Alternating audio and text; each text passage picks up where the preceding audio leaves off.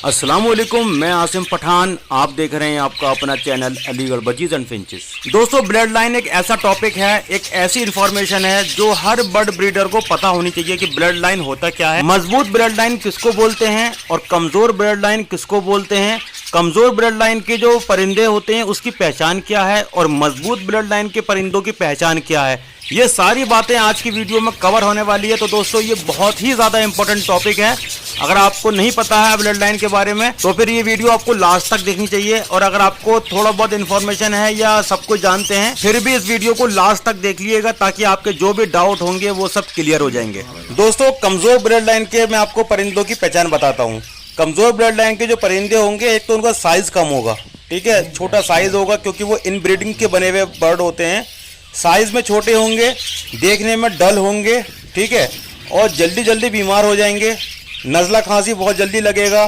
कभी मौसम बदलेगा तो आप देखेंगे कि पर उकड़ के बैठना शुरू कर देंगे। वो ब्रीडिंग में बहुत देर से ब्रीड करेंगे। साइज में इतने हल्के होंगे कि आप परिंदे को पकड़ेंगे तो आपको लगेगा कि परिंदे में मांस ही नहीं है। आपकी नज़र में वो हेल्दी बर्ड होगा, आप उसको पकड़ेंगे तो वो आपको अगर वो बाइट भी करेगा, यानी कि चोंच से काटेगा भी, तो आपको बिल्कुल भी पता नहीं लगेगा कि परिंदा काट रहा है, क्योंकि उसमें ताकत नहीं होती है। बहुत हल्के होते हैं वो साइज में भी और ताकत में भी। ज़्यादातर वो ज़मीन पर बैठे हुए मिलेंगे। ऐसे बर्ड फ्लाइट लेस हो जाते हैं, यानी कि उड़ नहीं पाते, फ्लाइट लेस रहते हैं। इसके अलावा दोस्तों, जाली पे चिपके हुए मिलेंगे वो आपको। ब्रीडिंग नहीं करते, ब्रीडिंग इशू आते हैं उनके साथ। और अगर ब्रीड कर भी देते हैं, बच्चे निकालते भी हैं वीक ब्लड लाइन के बर्ड, तो दोस्तों उनके बच्चे आके सरवाइव नहीं कर पाते, बच्चे मर जाते हैं। और इसी वजह से जो बर्ड कीपर होता है, बर्ड हॉबिस्ट होता है, उसका शौक धीरे धीरे करके ख़त्म हो जाता है। वो समझता है कि भाई वो बर्ड नहीं पाल पाएगा या उसको बर्ड पालने नहीं आते। लेकिन दोस्तों, इसके अलावा रीज़न ये होता है कि उसके पास अच्छा बर्ड नहीं होता। दोस्तों, एक वीक ब्लड लाइन और एक स्ट्रॉन्ग ब्लड लाइन बहुत वेरी करता है, बहुत ज़्यादा फर्क होता है दोनों बर्ड में। और इसी चीज़ पे बर्ड की ब्रीडिंग और बर्ड कीपिंग डिपेंड होती है। दोस्तों, हमेशा याद रखें, एक अच्छे बर्ड की पहचान ये होती है कि एक अच्छे ब्रीडर से आप लें, ठीक है। एक अच्छा ब्रीडर अगर होगा जो बर्ड को बहुत बखूबी उसकी ब्रीडिंग कराना जानता होगा, वो इन ब्रीडिंग का ख्याल रखता होगा, तो दोस्तों उसके यहाँ के अगर आप बर्ड लेंगे तो उसको पता होगा कि बर्ड की ब्रीडिंग कैसे करानी है, कौन सा बर्ड की ब्लड लाइन वीक है, स्ट्रॉन्ग है, उसको सब पता होता है। और अगर वही कोई ऐसे ही ब्रीडिंग करा रहा है, उसको नहीं पता ब्रीडिंग कराने का तरीका और उल्टे सीधी ब्रीड करा रहा है वो, तो दोस्तों होता क्या है, जो बर्ड सिबलिंग होते हैं, यानी कि एक पेरेंट्स के दो बच्चे निकले, फॉर एग्जाम्पल एक बच्चा मेल निकला, एक फीमेल निकला, और अगर उसको अपनी भाषा में देखो कि दोनों बर्ड के जो बच्चे हैं वो ब्रदर सिस्टर है, ठीक है, वो ब्रदर सिस्टर हैं और उनका पेयर आपस में लोग लगा देते हैं, तो होता क्या है, उन बर्ड के जो बच्चे निकलेंगे वो सारे वीक हो जाएंगे, उन सब का साइज भी कम रहेगा, कमज़ोर हो जाएंगे, वो आगे सरवाइव करना उनका मुश्किल पड़ जाता है। और एक तरीके से वो सरवाइव भी कर लेते हैं तो फिर वो आगे ब्रीड नहीं कर पाएंगे, ठीक है। तो सिबलिंग का पेयर कभी भी आपस में नहीं लगाते, यानी कि एक पेरेंट्स के दो बच्चे निकले या 4-5 बच्चे निकल गए, उन सबको आपस में पेयर कभी नहीं लगवाते हैं। जब भी ब्रीडिंग करवाते हैं, एक मेल अलग हो फीमेल अलग हो, तो उनके आपस में पेयर बनवा के ब्रीडिंग करवाते हैं। दोस्तों, बजीज में मान लीजिए आपने 8-10 पेयर लिए, उनके बच्चे आपस में निकलते हैं, आपस में बच्चे एक दूसरे से पेयर लगा लेते हैं, तो कॉलोनी भर जाती है। वहाँ दोस्तों दिक्कतें इतनी जल्दी नहीं आती। दोस्तों, हमारे साथ क्या है, हम 3 साल के बाद अपने बर्ड जितने भी बजीज हैं उनको हटा देते हैं और नई ब्लड लाइन शुरू करते हैं, जगह जगह से मंगवाते हैं। ऑल ओवर इंडिया से 5-5 पेयर, 3-3, 2-2 पेयर करके, कहीं से 2 पीस करके पूरा कलेक्शन करते हैं। कुछ अपने घर की ब्रीडिंग रोकते हैं, फिर उनको मिक्स करके एक अच्छा सेटअप बनाते हैं। यही वजह होती है कि हमारे यहाँ के जो चिक्स निकलते हैं, एक एक मटकी में 7-7, 8-8 बच्चे निकलते हैं और सारे बच्चों के साइज़ अच्छे होते हैं। और जिसको भी हम अपने बर्ड देते हैं उसके यहाँ का रिजल्ट सुन के खुशी होती है, उसका फीडबैक मिलता है कि आसिम भाई आपसे बर्ड लेकर गए थे, 10 पेयर लेकर गए थे कि 100 पेयर बन गए, 20 पेयर लेकर गए थे कि 150 पेयर बन गए। तो इस तरीके से उनकी ब्रीडिंग बहुत होती है। तो दोस्तों, ये सब डिपेंड करता है एक अच्छी ब्लड लाइन पर। दोस्तों, ऐसे ही लव बर्ड्स के अंदर होता है। अब हमने जितने भी पेयर लव बर्ड के लगाए हैं वो सारे हमने अलग अलग पेरेंट्स के बच्चे लगाए हैं, यानी कि पेरेंट्स का एक बच्चा कुछ और है, फीमेल किसी और का बच्चा है, मेल किसी और का बच्चा है। तो उस तरीके से DNA करा के उनको फिर हमने 1 by 1 केज लगाया है। तो यहाँ पर किसी भी तरीके से 1% भी चांस नहीं है वीक ब्लड लाइन का। जितने भी बच्चे आएंगे एक हेल्दी ब्लड लाइन के रहेंगे, एक अच्छी ब्लड लाइन के बर्ड रहेंगे।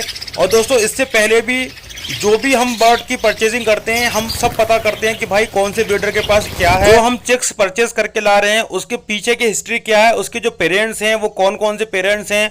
और इसके अलावा दोस्तों हमारी जो भी परचेजिंग हुई है लव बर्ड्स को लेकर खास तौर से और बजीज को लेकर, वो एक अच्छे ब्रीडर के यहाँ से हमने सारे बर्ड लिए हैं। और एक ब्रीडर से नहीं, कम से कम दोस्तों मैंने 40 ब्रीडर से बर्ड लिए होंगे। कम से कम 40 ब्रीडर से 2-2 पेयर 3-3 पेयर करके लिए हैं दोस्तों मैंने। क्योंकि इस टाइम मेरे पास लव बर्ड्स का भी अगर देखा जाए तो 50 से ऊपर पेयर म्यूटेशन के मेरे पास लगे हुए हैं, ऑफलाइन से लेकर छोटी म्यूटेशन तक। और उसी तरीके से दोस्तों हमारे पास बजीज भी माशाल्लाह काफ़ी वैरायटी के हैं। तो दोस्तों आपको समझ आ गया होगा कि वीक ब्लड लाइन कैसे बनती है। वीक ब्लड लाइन ऐसे बनती है कि जब भी हम सिबलिंग का पेयर लगा देते हैं तो बच्चे हमें ख़राब मिल जाते हैं। और अच्छी ब्लड लाइन तभी बनती है जब आप जो भी बच्चे लेकर आ रहे हैं वो एक अच्छी ब्लड लाइन क्यों, अच्छी मार्किंग होनी चाहिए दोस्तों बर्ड की।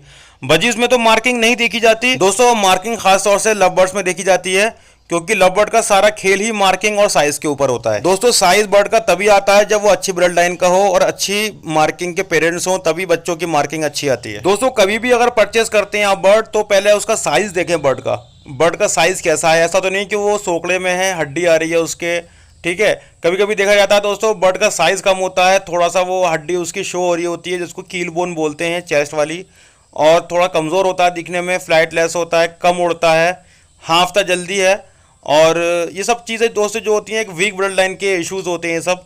इसके अलावा दोस्तों जो स्ट्रॉन्ग ब्लड लाइन होती है वो बर्ड काफ़ी एक्टिव होता है, साइज़ अच्छा होता है, मार्किंग अच्छी होती है, तो समझ लीजिए कि वो एक अच्छा बर्ड है, वो एक परचेस करने लायक चीज़ है। अच्छा एक बात और बताते हैं दोस्तों, स्ट्रॉन्ग ब्लड लाइन जो होती है ना वो गर्मी सर्दी सब झेल जाती है। दोस्तों ये आपको जो बर्ड नज़र आ रहे हैं इनकी बहुत स्ट्रॉन्ग ब्लड लाइन है। इसका रीज़न बताता हूँ मैं आपको। अभी तक मैंने कोई कूलर नहीं लगाया है इन बर्ड्स के ऊपर। लव बर्ड के लिए ज़रूर लगा रखा है दोस्तों मैंने, क्योंकि वो बिल्कुल तीसरी मंजिल पर है और पूरा दिन सूरज पड़ता है उनके ऊपर और मैं रिस्क लेना नहीं चाहता क्योंकि मेरे वो काफ़ी महंगे महंगे बर्ड हैं। लेकिन बजीज पैरट जो है मेरा ये दूसरी मंजिल पर है और चारों तरफ इसके दीवार है, लेकिन तपिश ज़रूर पड़ती है इसकी छत के ऊपर, टीन की छत है, तपिश पड़ती है। किसी बर्ड को कोई प्रॉब्लम नहीं होती। रीज़न दोस्तों ये है कि अच्छी ब्लड लाइन का बर्ड है, स्ट्रॉन्ग बर्ड्स हैं, तो इसलिए इनको कुछ नहीं होगा। 2 महीने गुजर चुके हैं और दोस्तों आपको पता है कि बीच में बारिशें भी पड़ी थी, तो बारिश पड़ने के बाद भी, ठंडी हवा जाने के बाद भी मेरा कोई बर्ड, एक भी सिंगल बर्ड मेरा सुस्त होकर नहीं बैठा, ना किसी को मोशन लगा। ये दोस्तों सब मेरे घर की ब्रीड है, कुछ बाहर से मैंने परचेस करे थे स्ट्रॉन्ग ब्लड लाइन करने के लिए, और जहाँ जहाँ से परचेस किए वहाँ का मुझको सब सीन पता था कि कैसे बर्ड हैं। और दोस्तों ये जितने भी बर्ड्स हैं, अगर मैंने ये किसी ख़राब जगह से लिए होते, अपने घर के नहीं होते, कहीं और से एक ही जगह से उल्टे सीधे बर्ड उठा लिए होते या फिर किसी दुकान से जाके भर के ले आए होते हम, तो यकीन मानिएगा मेरा सेटअप ख़त्म हो चुका होता इस 2 महीने की गर्मी और बारिश। दोस्तों ये तो हो गई स्ट्रॉन्ग ब्लड लाइन की पहचान। वीक ब्लड लाइन की पहचान ये होती है कि आप बर्ड तो ले आए कहीं से, हल्की सी बारिश की हवा लगी तो पता लगा वो सुस्त होकर नीचे बैठ गए और अगले दिन एक्सपायर। इसके अलावा दोस्तों आपने कुछ ज़्यादा खिलाने को दे दिया, उल्टा सीधा खाया उन्होंने और मोशन लगे, बर्ड एक्सपायर। इसके अलावा दोस्तों थोड़ी गर्मी ज़्यादा पड़ी तो पता लगा बर्ड सोकड़े में गया और बर्ड एक्सपायर। चाहे वो लव बर्ड्स हो, चाहे वो बजीज हो, चाहे कोई भी बर्ड हो, सोकड़े में जाके ख़त्म हो जाते हैं। तो समझ लीजिएगा कि वो ब्लड लाइन कहीं ना कहीं इनकी वीक है। क्योंकि ब्लड लाइन वीक है तो इनकी बॉडी के जो पार्ट्स हैं वो भी वीक पड़ जाते हैं और वो टेम्परेचर को और खाने को और ह्यूमिडिटी को नहीं झेल पाते और वो निकल लेते हैं। यही दोस्तों अगर अच्छी ब्लड लाइन हो तो इनकी इम्यूनिटी स्ट्रांग होती है, इनके बॉडी पार्ट्स स्ट्रांग होते हैं, छोटी मोटी सर्दी गर्मी को ये यूं ही झेल जाते हैं, इन पर कोई असर नहीं पड़ता ठंडी हवा। तो दोस्तों पता चल गया होगा कि वीक ब्लड लाइन और स्ट्रांग ब्लड लाइन में क्या फ़र्क है, दोनों बर्ड्स में क्या आप डिफरेंस कर सकते हैं, कौन सा बर्ड क्या है आप घर में लाके पता कर सकते हैं। और कोशिश करें कि अच्छी ब्लड लाइन लें, एक अच्छे ब्रीडर से बर्ड लें, सस्ते के चक्कर में ना जाएं। दोस्तों सस्ते के चक्कर में ना भागें, सस्ते के पीछे भागेंगे तो कूड़ा ही लेकर आएंगे आप। बर्ड उसी जेन्युइन ब्रीडर से लें जिसको ब्लड लाइन की समझ हो, जिसको बर्ड कीपिंग की समझ हो। तो दोस्तों उम्मीद करता हूँ आपको एक एक टॉपिक की सारी बात समझ आई होगी कि ब्लड लाइन होता क्या है, स्ट्रॉन्ग और वीक ब्लड लाइन का डिफरेंस सब समझ आ गया होगा। तो चलते हैं दोस्तों अगली वीडियो में फिर मुलाकात होगी, तब तक अपना ख्याल रखें, अपनी बर्ड्स का ख्याल रखें। अल्लाह हाफिज़, फ़ी अमानिल्लाह।